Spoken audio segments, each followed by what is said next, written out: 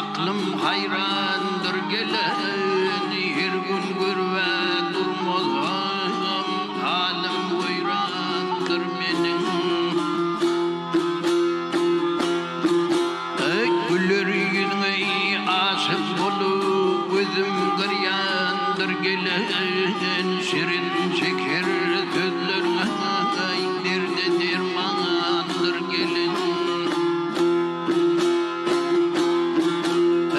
Coşup aşık yüreğime dillem hayrandır gelen.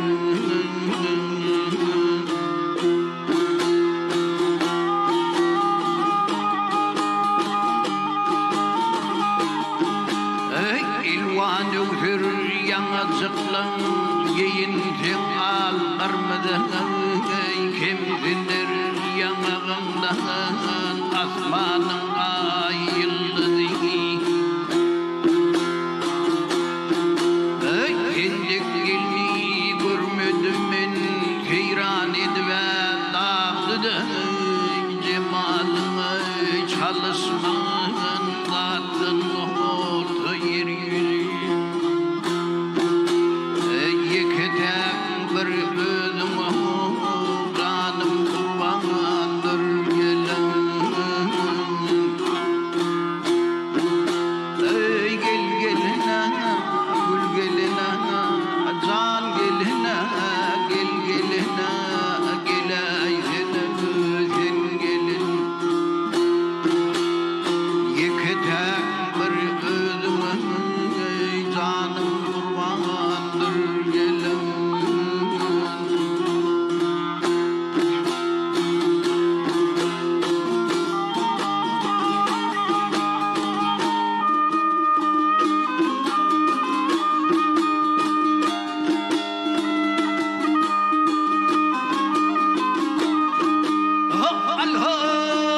Alhay karavulli dağeninim hiçbir kemine görmedim.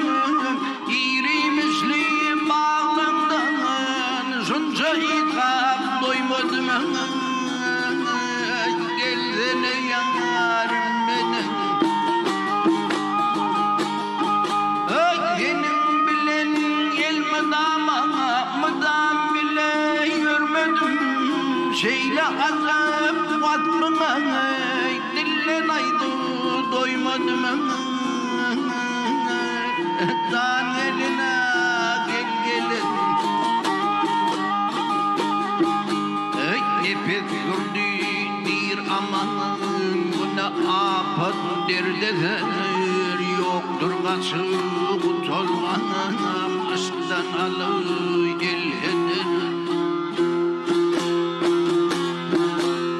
Derdiden em etmez derdim beterler gider, yokuz yollar aşk olay düştü dergen zadedir. Şimdi vehebli bir yolu baktım haylan